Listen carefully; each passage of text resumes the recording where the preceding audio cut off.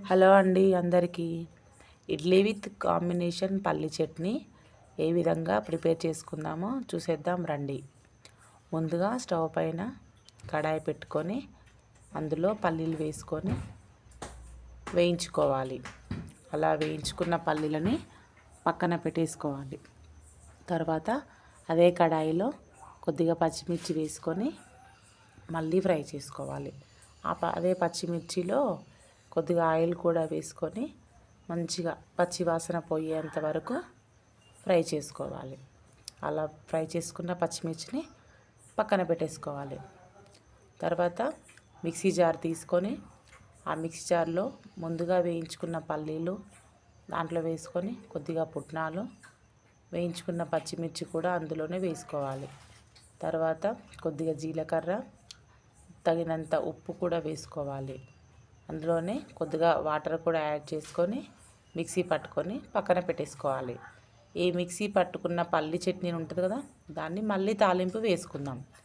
మళ్ళీ స్టవ్ పైన కడాయి పెట్టి కొద్దిగా ఆయిల్ వేసి కొద్దిగా జీలకర్ర, కరివేపాకు, ఎండుమిర్చి వేసి ఫ్రై చేసుకోవాలి. ఆ ఫ్రై చేసుకున్న తాలింపును పల్లి చట్నీలో వేసేయాలి. ఇప్పుడు పల్లి చట్నీ తాలింపు కూడా రెడీ అయింది కదా, దాన్ని పక్కన పెట్టేసుకోవాలి. ఇప్పుడు ముందుగా ప్రిపేర్ చేసుకున్న ఇడ్లీ ప్యాటర్న్ ఉంటుంది కదా, ఆ ఇడ్లీ ప్యాటర్న్ ఒకసారి కలుపుకొని ఆ ఇడ్లీ పాత్రలో మనం వాటర్ పోసుకొని కదా ఇడ్లీ ప్లేట్స్ పెట్టుకుంటాం కాబట్టి అందులో వాటర్ పోసుకొని అది పక్కన పెట్టేసుకోవాలి. ఇప్పుడు ఇడ్లీ ప్లేట్స్ ఉంటాయి కదా, ఆ ఇడ్లీ ప్లేట్స్ని ఒక్కొక్క ప్లేట్ తీసుకొని ఆ ఇడ్లీ ప్లేట్స్కి ఆయిల్ రాసుకొని ప్రిపేర్ చేసుకున్న ఇడ్లీ మిశ్రమం ఉంటుంది కదా, ఆ ప్లేట్లలో వేసుకోవాలి. అట్లా నేను 3 ప్లేట్స్ పెట్టుకుంటున్నానండి. ఫస్ట్ ప్లేట్లో పెట్టేసిన, సెకండ్ ప్లేట్లో కూడా ఆ ఇడ్లీ ప్యాటర్న్ మొత్తం ఫిల్ చేసేసిన.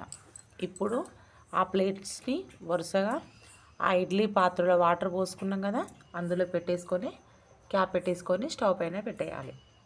ఒక 10 to 15 మినిట్స్ వరకు స్టవ్ పైన ఉంచి స్టవ్ ఆఫ్ చేసుకోవాలి. అంతే, సింపుల్. ఇడ్లీలు రెడీ అయిపోతాయి కదా. స్టవ్ ఆఫ్ చేసుకొని ఒక ప్లేట్ తీసుకొని ఆ ఇడ్లీలని ఆ ప్లేట్లో సర్వ్ చేసుకోవాలి. ఇంకా ముందుగా ప్రిపేర్ చేసుకున్న పల్లి చట్నీ ఉంది కదా, ఆ పల్లి చట్నీ కూడా ఆ ప్లేట్లో వేసుకోవాలి. మనకు ఇంట్లో మామూలుగా వెల్లిపాయ కారం ఉంటుంది కదండి, ఆ వెల్లిపాయ కారం కూడా ప్లేట్లో వేసుకోవాలి. ఇష్టం, మనం పల్లి చట్నీ కారం అయితే కారం దేనితోటైనా తినొచ్చు. అంతే, సింపుల్ అండి. పల్లి చట్నీ విత్ ఇడ్లీ విత్ పల్లి చట్నీ కాంబినేషన్ ఈజ్ రెడీ.